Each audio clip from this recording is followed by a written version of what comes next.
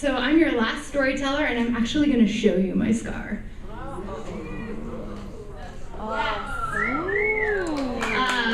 Yes, I got this beauty, and it serves as a daily reminder that, life doesn't always go as planned, and when things happen, you have to look for the silver lining. So I got this burn from a motorcycle when I was in Santiago, Chile. So it sounds pretty cool, right? About 9 months ago, I was visiting my friends Phil and Rodrigo, and I had an amazing time. It was great to explore Chile, but it was also kind of a trip of a comedy of errors. So the one thing I absolutely wanted to do was to go to the Atacama Desert and stargaze. The Atacama Desert is the driest place on Earth, and it's known for its crystal clear night skies, and I really wanted to do that. But as my luck would have it, I went there during the time that they were experiencing heavy rains. In fact, it was record rainfall for the past 10 years. And every day there was torrential downpours. The roads were closed to major flooding. We didn't have electricity almost every night. And the Chilean president declared it a disaster area. So not ideal. And we made it out safely, but again, not ideal. Another incident was the last night I was there, we had plans to go to this Baha'i temple.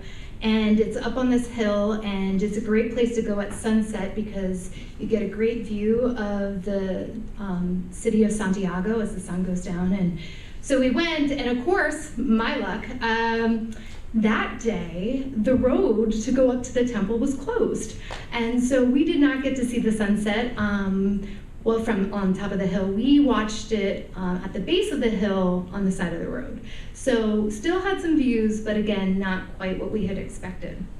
So the next day I still wanted to go to the Baha'i temple because it is this beautiful piece of architecture. It's this building that's shaped like a lotus blossom. And so we went and we explored the temple and then also the grounds around. And then as we were leaving, these three guys on motorcycles came up.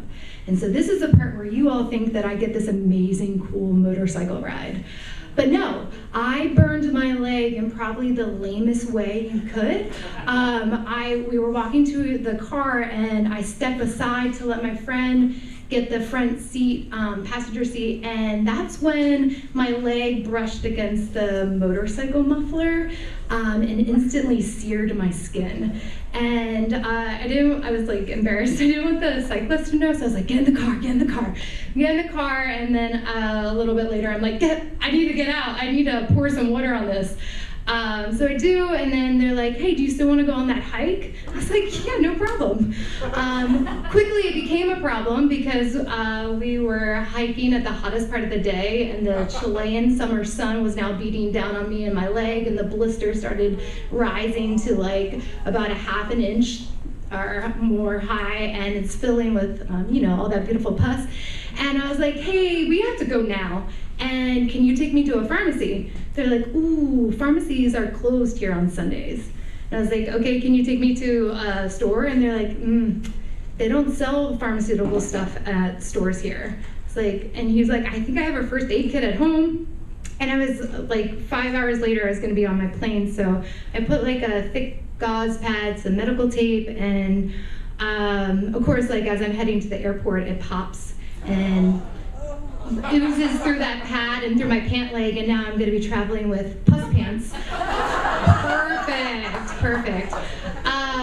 So I get home and, I'm tending to this wound, and a week later, it's not getting better, and it's all hot and red. And I'm like, oh, infection. Yep.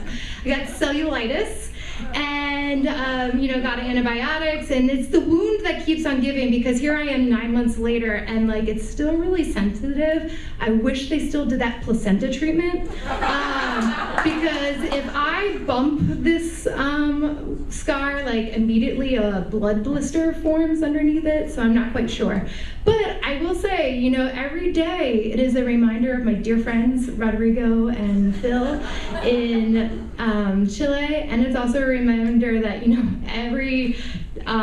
and things in life are never, or aren't always gonna go as planned, and so it's always an opportunity to practice being present over perfect.